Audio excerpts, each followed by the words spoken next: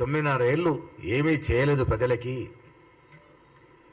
మీరు ఇస్తానన్న సంవత్సరం 2 కోట్ల ఉద్యోగాలు సున్నా. ఈ 10 ఏళ్లలో 20 కోట్ల ఉద్యోగాలు రావాలి.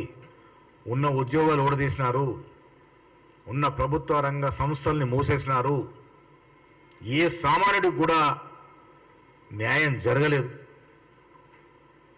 అది తెలిసి ఇంకా దేవుడి పేరట మతం పేరట రెచ్చగొట్టి ఓట్లు అడిగే స్థితిలో ఇంకా ఇవాళ బీజేపీ పార్టీ ఉందండి. 9.5 ఏళ్ళు దేశాన్ని ఆర్థికంగా దివాలా తీసినారు. ఉద్యోగాలు ఇవ్వలేకపోయినారు. కంపెనీలు తేలేకపోయినారు. సామాన్యుడికి నిత్యావసర సరుకుల వస్తువుల ధరలు ఉంచలేకపోయినారు. వీళ్ళ డీజిల్ ధరలు, పెట్రోల్ ధరలు, గ్యాస్ సిలిండర్ ధరలు ఏ విధంగా పెంచినారు? ఎవరికి లాభం చేకూర్చినారు? ఈ 10 ఏళ్లలో లాభపడ్డది ఎవరు? ఏళ్ల మీద లెక్క పెట్టుకుంటే ఒక 100 కుటుంబాలు లాభపడి ఉంటాయి ఈ దేశంలో. అదానీ, అంబానీతో పాటు కొన్ని బడా కంపెనీలు లాభపడ్డాయి తప్ప బీజేపీ ప్రభుత్వ కాలంలో సామాన్యుడికి ఒరిగిందేమీ లేదు.